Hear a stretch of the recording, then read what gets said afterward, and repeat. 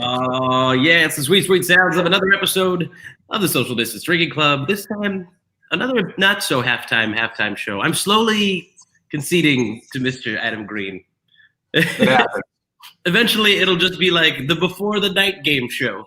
The Between Games SDDC. That's what's going to happen. The BGSDDC. Well, unfortunately, though, like the game that we were waiting for ended a little bit later. It just ended. The Cowboys beat the Giants minus Dak Prescott for and Dak Prescott minus an ankle probably. Yeah, it was not great. Ankles your foot is not supposed to be facing like going at that angle. It's not supposed to be a 90-degree angle with your leg. And I did appreciate the sideline update though after he left, and they're like, got word from the Cowboys, Dak Prescott has a right ankle injury. He will not return. It's like, thanks. Thank you. Good heads up there, because none of us saw his ankle turn the wrong way. I'm gonna take the privilege I have being a Muslim American and say I didn't realize Dak Prescott's ankle was religious and Muslim. It faced east when the foot was facing west. I was going to say, Adam Green, I don't know if you can really diagnose that. You're not a doctor. No, I don't know. Yeah, I mean, it's tough. It's like, and I feel bad for sideline reporters because they usually don't get much in the way of real information that's relevant to anything. But it's like to come back with, he has a right ankle injury. Back to you guys. It's like,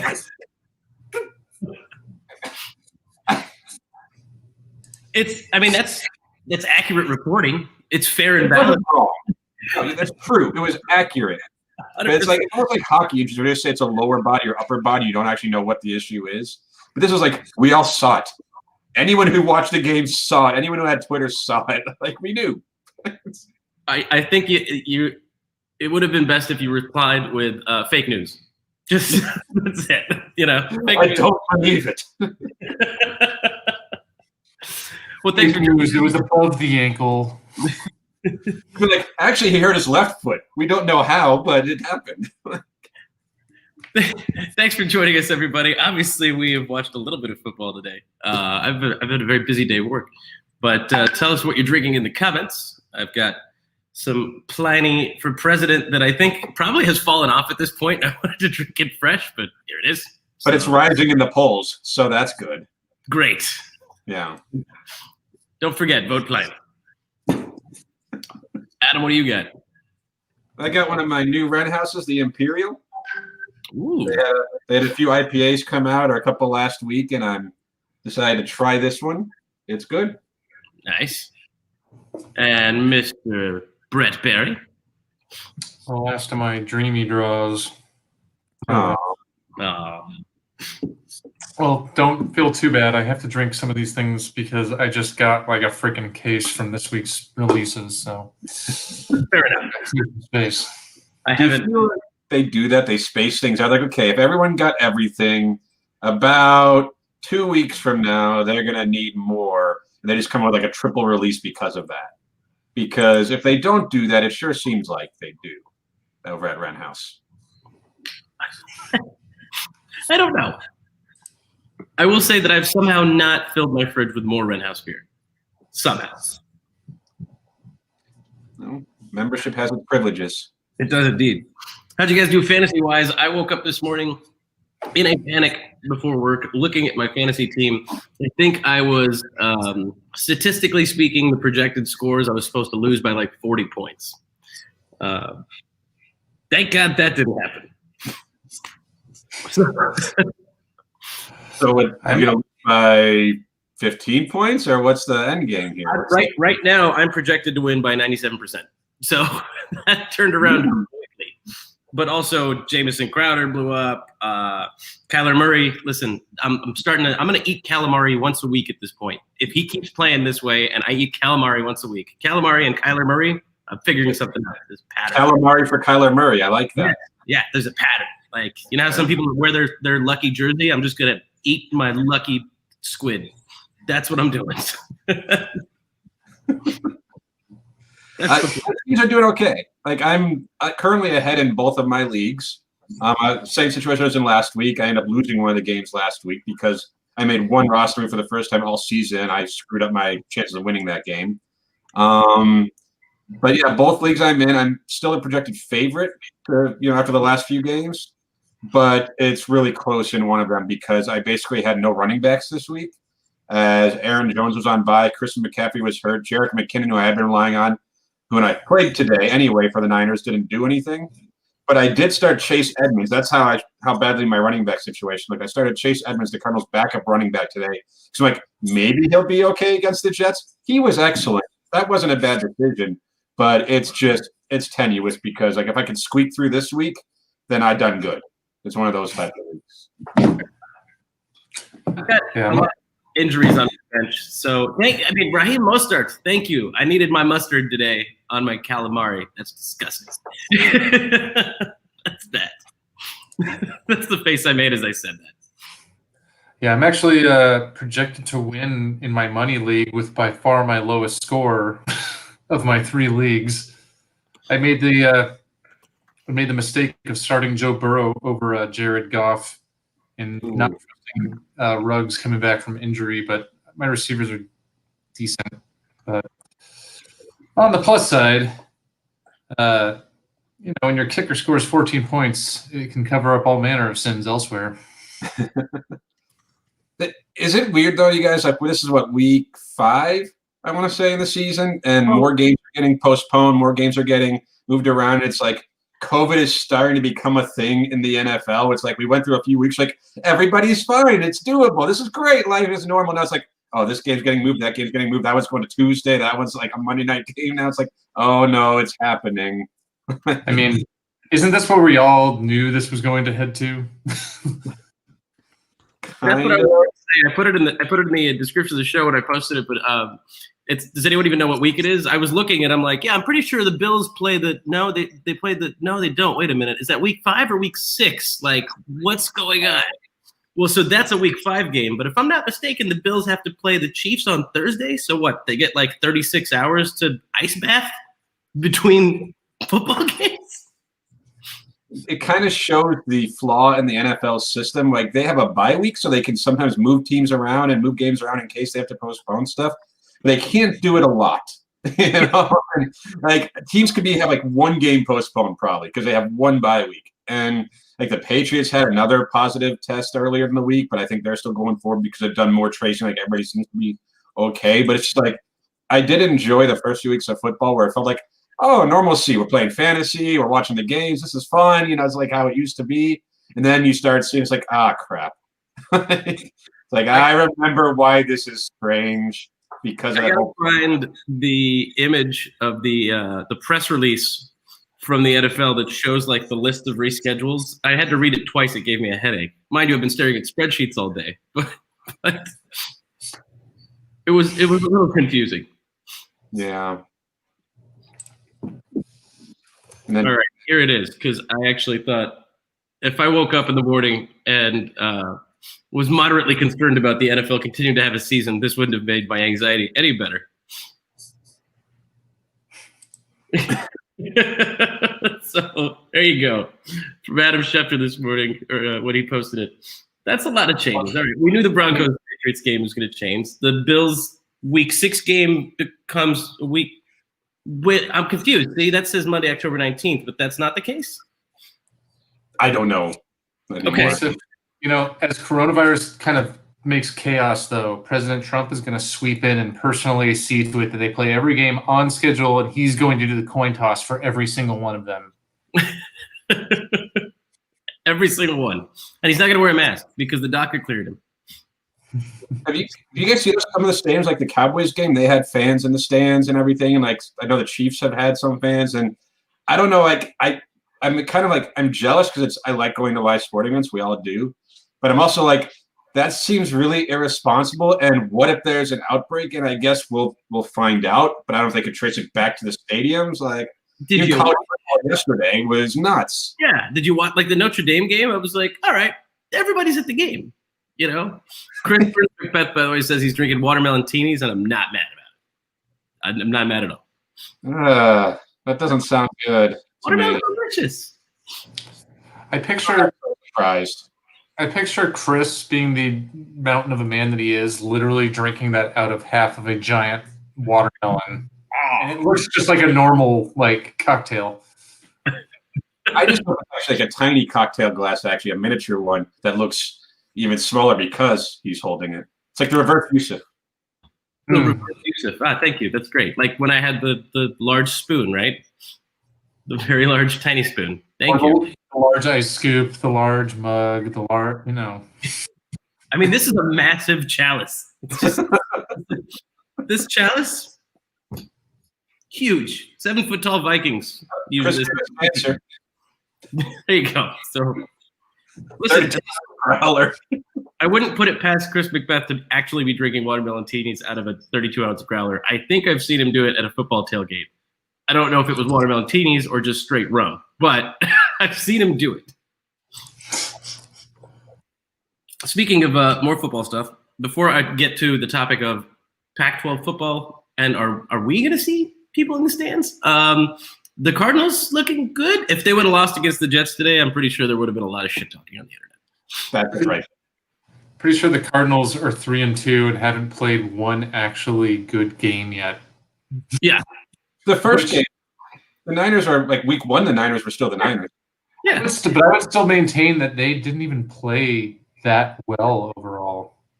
They're a flawed football team that basically lives and dies with Kyler Murray, which is not unreasonable. He can be really good.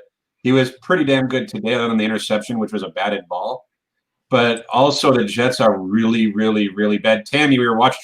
She asked me why are the Jets so bad? I'm like, that is an excellent question. There are so many reasons. They're awful. And if the Cardinals would have lost today, there would have been a lot of people ready to riot in Arizona based on Murray and Kingsbury and Steve Keim and all that. But they did what they were supposed to do. If you're not a terrible team, you should kick the crap out of the Jets, and they did that. Yeah. Tammy should have stopped with "Why are the Jets?" Why are the Jets? Why are the Jets?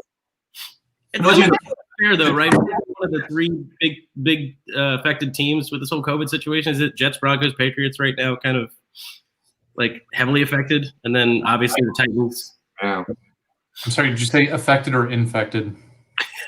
But I'm going to find out how to add sound effects to the show, so it's like a real podcast. But the Titans, they had a huge outbreak, it seemed like. And I guess they're going to play again, maybe, but the NFL was talking about, do they have to forfeit football games? And some people were saying they should just kick them out for the season because they're obviously not doing this well enough, so just they forfeit the rest of their season. Teams don't play that game, and it could get messy. We're only not even fully through week 5, and we're starting to see some of the challenges with you talked about. Are there going to be fans at Pac-12 games and hope? I mean, no one knows what they should be doing. Everyone wants to think they can do a little bit more and push things a little bit further, and we all do.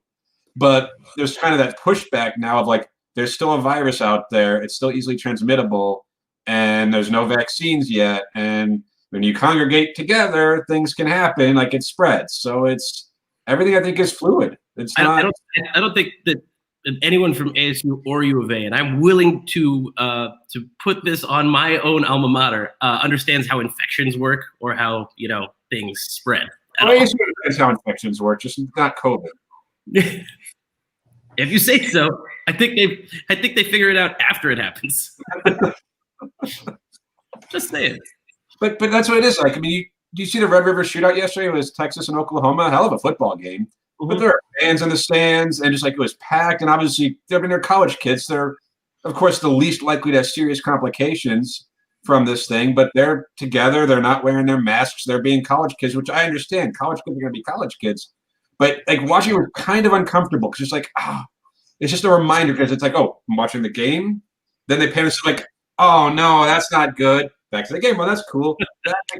It's weird because you want sports to forget about all that stuff, but then there's reminders within the game that yes, there's a pandemic and these people don't care. Again, college kids. So they didn't really. When I was an RA, I was the RA who at least once every year. You were an RA? Yeah, I was an RA. Oh, that would have been amazing. Oh, it was pretty great. Yeah, it was great. But once a year, like I would make sure if there was they did like a sex ed class. So, you know how many condoms were left over afterwards? Tons of them. No, you can't right now. If they did a mask ed class at college, they'd be like, "Is it cool? Can I make balloons out of them? Water balloons? Can I blow them up? What are you gonna do with the mask?" So here I was just imagining Yusuf being an RA in a dorm and watching some 18-year-old have Yusuf, of all people, tell them to keep it down. I will, full disclosure, I was the one who, if I was not on like rounds duty as an RA, would go and let them know when the group text said like, "Hey, does anybody want to join me on my rounds?" And I'd be like, I'd go to my students. So sorry, ASU. I went to my students, knocked on the door, and I was like, "Keep it the fuck down. People are coming. Hide your beers." Just kidding. The hide your beers thing never happened. I swear. No, it's hurry up and drink your beers, finish it, and then Hide your beers. Hide your beers. Give me all your weed. I'll take care of it. I'm gonna need to confiscate this Keystone Light. No, I don't need that. But to your question, Yusuf, I think at the bottom, Pac-12 football is ahead. Will there be fans? I'm having green freezes today. I don't like it. It doesn't look like it. It doesn't look like there'll be fans in the stands. That was like a Pac-12 thing. I know, like Arizona said they would have liked to have done it, and who knows if somehow COVID-19 goes away in a month, then maybe they'll readjust things towards the later parts of the season. But I just don't see it happening. So, to be fair, Arizona would have liked to have fans at their games last year too. Oh, that joke right itself. But like I think I'd feel better about watching if there were no fans in the stands, because at least you could argue that the football players are all tested regularly. Like if you want to talk yourself into it that it's safe for them, it's a lot easier to do that than for just people in the stands, you know? And like the people in the stands don't have access to the testing the players will every few days, whatever it is. And like it's just, I don't know. I don't want to feel that way. I want to watch sports and enjoy sports for the games, but it's just hard right now. And fantasy football is a nice diversion. And when U of A starts playing, I'm sure when ASU starts playing, that'll help, because like now you have like a absolute rooting interest in those games. But still, like even we're talking about Pac-12 football, that's what a little less than a month away. A lot can change with this virus in a month. Like they're talking about numbers going up all over the country, this and that. Like we can hope it'll come. Like Brad and I, we do our U of A, our Wildcats podcast, and we've said like we talk about the schedule. We're just like, yeah, hopefully we get there, and hopefully they play all 7 games. But everything is kind of finicky right now. As long as we don't run out of 1974 Dutch abortion juice, I think we'll be just fine making tons of vaccines and treatments for everybody. So, sales pitch right there, because you might get like 30% of the vote with that. Yeah, that's not the open for you. I mean, You're assuming 30% of the people got that reference. Yeah, that's a Fair. There's already a way to write that one off. If you guys didn't hear about this, I got like an email yesterday about Arizona football. Yeah, Phoenix Rising played, and they won. They played the Sacramento Republic yesterday with fans in the stands. Now it is outdoor. It's spaced out. You know, it's an open air stadium there, so probably a lot easier to just like let a quarter or 30% of those people in and just have certain areas for them to sit. If people do it, like, and I don't want to be mad about it. Like, I hope that it works. I hope that people can go to games and remain healthy, right? Like that's the goal. Like I'll fully admit to being a wuss with this, kind of being afraid, hopefully for nothing. But like Phoenix Rising, it's a nice stadium, it's a nice outdoor venue, which is inherently safer than a lot of places. And if they do limit it and space it out well enough, it probably is fairly safe, you know. But I don't know. I wouldn't be ready to go to a game outdoors like that yet. Even still, I don't think. I think it's a foolish thing to try to push the envelope on, because it's not even the fact of getting fans in the stands and having them keep distance there. It's, you know, when you go into a stadium, people get packed. You're not going to keep 6 feet apart as they're going through the gates. You know, the corridors at Arizona Stadium in Tucson are very tight. You know, there's not a good way to do it. And as an Arizona Wildcats fan, where half of our defensive coaching staff it qualifies for Social Security, I don't want to have them all get sick and die during the season. So I'm gonna But like would you guys go to a game like a Phoenix Rising? Phoenix Rising matches are fun. I we think we'd like to see what it looks like at the moment, but obviously, I mean, Brett, myself, you, we've at least gone out to places we feel comfortable being out. Yeah. For example, like last week at 12 West, with how big and open air it was comfortable, and I think I just want to see what it looked like. If they were just like, oh, if you have a party of 4, you can have this whole row to yourselves, I'd be like, all right, cool, sure. I love Phoenix Rising games; they're a blast. They're so much fun. Yeah. So I know we normally make our picks, and I didn't gloat last week about winning. So I'll do that now. Kind of you. I had to wait a little bit, let it marinate. Now I can gloat about winning. Also, I really enjoyed the fact that you guys created a group chat with Justin and called it Yusuf was right. So yeah. Oh, we didn't create that. Justin did. Oh, okay. Got it. Well, at least somebody still respects you. Come on, man. You're smarter than that. I sent, obviously you guys have noticed Adam Ledford is not here, but I sent him a message just now asking if he had a moment, of course, to look at his screen, whether he's picking Seattle or Minnesota for tonight's game. What are your picks? I'm taking Seattle. I have to pick Seattle by almost marriage, as Ellie is a Seahawks fan, or as she calls them, the Sea Chickens. Not a compliment. That's what people who don't like the Seahawks call them. I think they also call them the Sea Chickens, but I think as fans, you sometimes rib the team that you're a fan of when you don't care that much. So Seattle? Yes. Seattle? Adam Ledford has forced my hand. He has also picked Seattle. I will take the Minnesota Vikings to win this evening's game. And I apologize to my friends who know I would much rather take Seattle, but there is no room for a completely friendly Sunday pick. The one time that I agreed with you, did we lose? No, yeah. I think we did. The one time we did lose. Yeah. Of course. You want to try again? No, I'm not. No, because I think Seattle's a significantly better team than the Vikings. So no, like I'm fairly comfortable with this pick. I think I'm not comfortable with this pick, and I'm making it so that I can probably ease a little bit of the burden. So, Robin Argabright here is not picking teams; she's picking Crayola boxes. I honestly thought Kool-Aid flavors. They're purple. I thought Kool-Aid flavors, or Gatorade. Like I like purple Gatorade; it's not bad. Rooting for the purple drink. Gatorade now. Gatorade. I missed it. I talked over you. Chris Macbeth also taking the Vikings. Okay, perfect. Here we go. Now we got ourselves a little action. And I still Hey, Chris Macbeth, has Yusuf paid you on your bet from the first week? I actually texted him and said I still owed him a $10 Princess Market lunch. That's your plug, Princess Market, because you have the best freaking shawarma in Phoenix. Please sponsor us. That's the nicest thing we've ever said about anybody on this show. I don't think they would, unfortunately, but maybe. I don't know. Probably get away with maybe one free meal. His answer was no. No, he hasn't been paid because I texted him and said I was going to take him to lunch. I told him that. It's happening. Sure it is.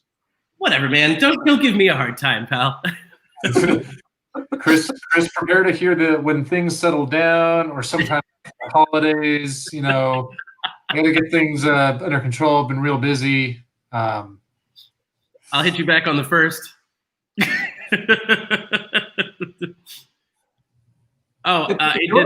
That did happen. He said, I told you if we were even because I think he gave Amy and I some beers. I did. I sent them some brews. So, you guys, other like the Cardinals game wasn't close, which I'm sure most people who are watching us were pleased with, but there were some really good games. Like the Raiders and Chiefs. The Raiders went into Kansas City and beat the Chiefs. Like that was a good game. Like what else do we have? The Dolphins just destroyed the 49ers. I don't know where that came from, but I missed the Bucs game on Thursday for the most part. Huh? 3 days ago. No, I missed the Bucs game on Thursday for the most part is what I was going to say. And then I think I don't know if I told you guys, I ended up making a bet with Earl for a bottle of Fernet because that's our favorite thing. And I was like, all right, who you taking? I'll just take the Bucs because I had a Bucs shirt that I got when he was playing for them. So I had to wear it that day, and I figured I'd own it. So it was actually a great game. It's a lot of fun. I was willing to lose that bet. It was a really good game, though. Yeah. There were a couple of big blowouts you were saying too, right? So we talked Cardinals today. Obviously, that was not a close game. The Rams game was not a close game. Also, that helmet to helmet hit. Ugh. Well, that game though, Washington, the football team, Alex Smith got to play today, their quarterback, who we talked about Dak Prescott's injury earlier in the show. It was that Alex Smith probably had one that was like 10 times worse. He hasn't played in 2 years, right? Wasn't it 2018 last time we saw him? 2 years ago, and like he played for the first time since then. So he wasn't very good. His team was terrible. But that was really cool to see him back on the field playing because he was a good quarterback. He has been a good quarterback, but his leg was just when that happened. So good for him for getting back on the field and able to play football again. Yeah. Apparently, it's so weird for me to see the Dolphins like playing well because I just in my head I never followed the Dolphins and all I can see is like Ace Ventura and all I hear is laces out Marino. That's it. That's all I have. I was gonna say, it looks like Dan Marino had a good game. Laces out Marino. Yeah, the Niners were terrible. Like they got Garoppolo back today, and they were worse than they have been. Yikes. Yikes, yikes, yikes. Well, the game starts in a couple of minutes. If you're watching right now, you can drop your pick in here. And if you drop it in afterwards, I don't care because it doesn't hurt my feelings if you're right because you cheated. I know last Wednesday you foolishly plugged a pop-up show for Friday. Not foolishly. That was what I was going to talk about as we wrapped up. Well, I figured bring it up, because obviously we didn't do anything on Friday, which is cool. We didn't. We have reasons for that, and like the whole idea of a pop-up show is, of course, to be a surprise. And by talking about it ahead of time, not only was it not a surprise, but it also never happened. So, 0 for 2. But you did make us all liars. Yeah, at least there's that. I didn't come on here and say we're gonna have the best show. It's a huge show. You're gonna see it on Friday. It's gonna be the best show. We're gonna have the best people, best surprise. Pretty sure that's actually pretty close to what Adam Ledford said, though. Got it. Well, for anyone watching, stay tuned tomorrow, sometime in the late afternoonish hours of 4:30 to 5:30 window ish. We're going to have a not surprising pop-up show, and I feel like I can speak for you guys when we say everyone who's watching this, you're going to want to tune in tomorrow. Yes, 100%. We're going to have some fun. It's going to be – there's a reason we're doing a show on a day that we've never done a show. Even when we do 3 shows a week, we never did Monday. But we're going to do a Monday show, mañana, because it's worth it. Indeed. Surprises ahead. Stay tuned. It's going to be a huge show. One of the biggest pieces of news. Not fake news, real news. That's why we waited and didn't do it on Friday. It's not just huge because it's in Yusuf's hands. It's legitimately big. Yeah, no, it's like this big. Yusuf really commits to the Trump impersonation with the small hands. With the what? With the small hands. Oh, and the fact that I misspelled surprises and put surprises. That's embarrassing. Right. Today, Brett, right? You did like a food and beer pairing thing yesterday. How was that? It was delightful. It was up at the Scottsdale Fairmont Princess. It's a 3-course cooking class. They had, and then they had beer pairings. They did it was all Wren House beers, and they did a beer cocktail to start. And then kind of went through some of the more recent releases. And then we also paid for the after kind of time where they opened a few more beers up. How did you find out about it? Because I didn't know there was something happening. I wouldn't have been able to go because I was working. But yeah, so a friend of mine, him and his wife wanted to go and invited us. So we thought it looked like it'd be a fun thing to do. They do it every week, and they change the food and like the type of beverage. So it was a good time. It's, they had everybody kind of distanced.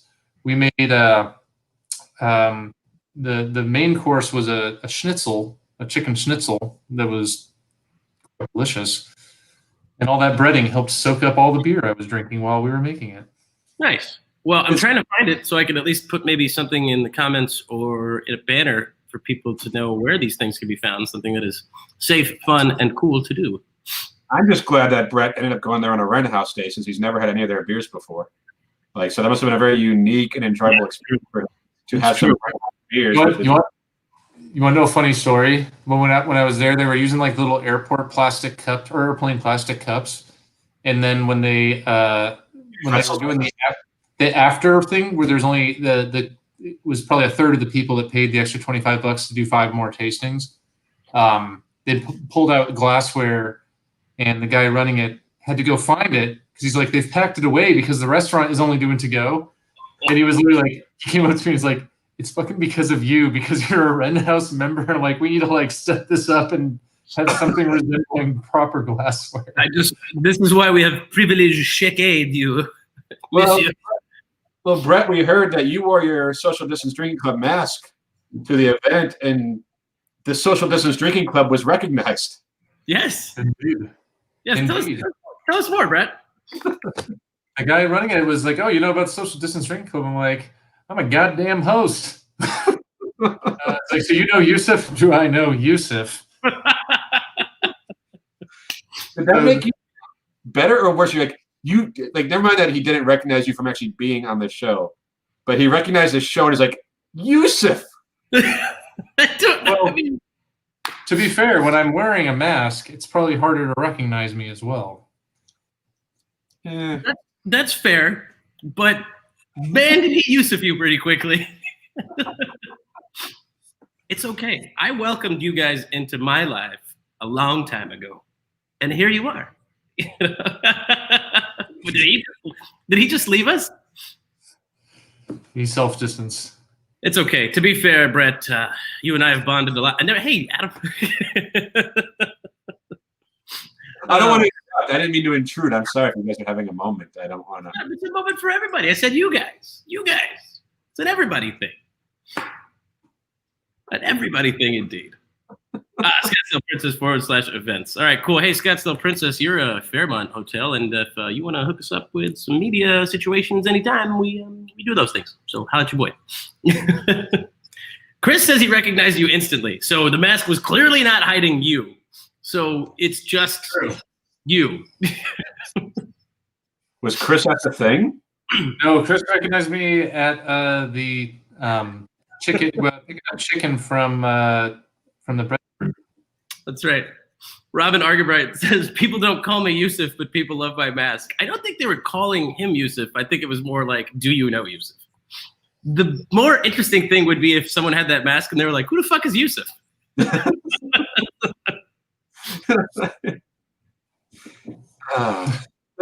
Yusuf? I just like to drink. Well, because rumor has it there are like a few dozen floating around that, because I've had people buy a bunch from me to go give to people, and I gave like a bunch to some people at, can't remember if it was like Brickyard or somewhere else, and I guarantee they've given them out to people who have no idea about the show or like don't know me personally or any of us. I know there's at least 6 of them in California in places with people who have never met. So, yeah. I'm going to California next weekend. I'm going to bring, my shirt and my mask, and this is my birthday for next weekend, so it's a beer trip. So we're gonna go to breweries and enjoy that, and I'll rep. When are you guys going to San Diego again? Yeah, it's easy, it's nice, and well, both of those things. I don't think I need many more reasons than that. But great. I'll meet you there on Saturday. We'll go out for beer. Sounds good. I'll see you there. That will be there Saturday. Great. I'm just LA on Saturday though. There's some places in LA that might be fun for a day trip. Like Bottle Logic and Green Cheek and Brewery X and Hollingshead. To get the Bernie sandwich because. Oh yeah. The Bernie. I don't say feel the burn often, but man, you'd feel that burn. It's so good. I mean, it's just melted blue cheese on like fresh, fluffy. What do they call it? Like. The Lord's gift bread? I don't know. It was delicious. I always put the extra meat on that sandwich, and then I feel like I'm going to order a second sandwich just so I can have it later. It's a must.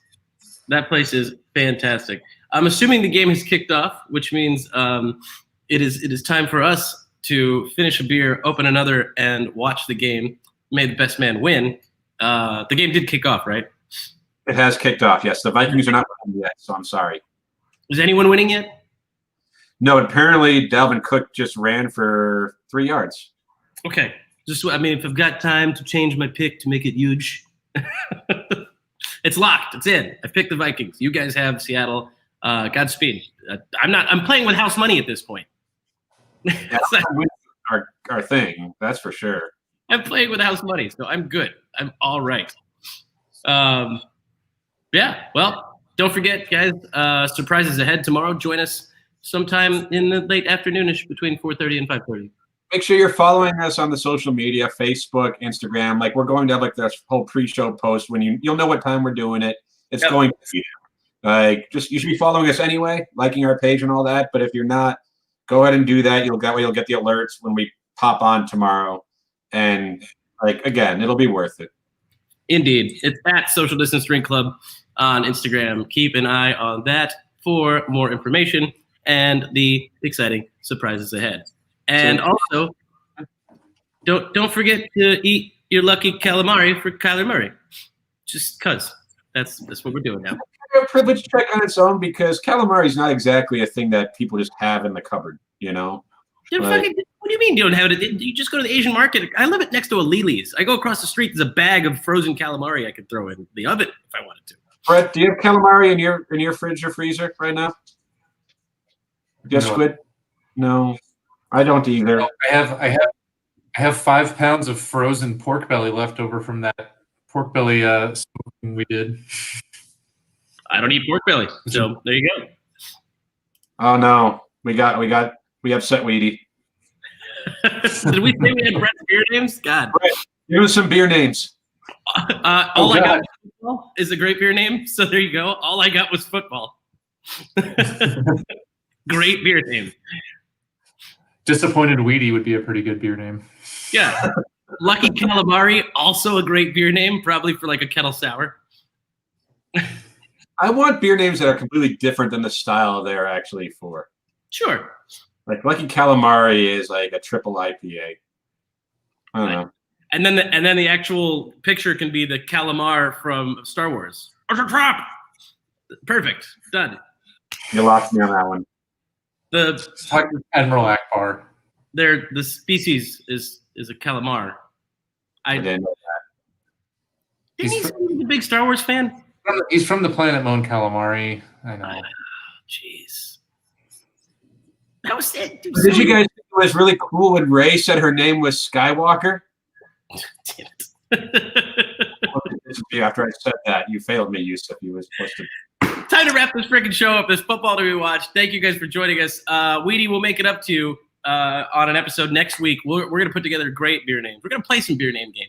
Fuck it. That's what we're doing next Sunday. We're going to do that. Also, don't forget, join us on Wednesday. It's this Wednesday, not next Wednesday, because that banner is old. All this content has been QC'd. Join us on Wednesday, an episode of Magnanimous Brewing Co. Keep an eye out for the videos I'm going to share for them. I hope you guys had a chance to watch it, by the way, Adam and Brett. If you haven't, watch the first video I shared, and then I'm going to share a couple more. They've been making the most hilarious commercials for all of their beer releases. And you will understand this after you watch it, but signing off, I am the Juice Lord, and thank you for joining us for another episode of Social Distance Drinking Club. Gents, I hope the Vikings somehow pull something off today. It's going to be a good one. Cheers. Cheers. Losing, that's where Yusuf is a Viking.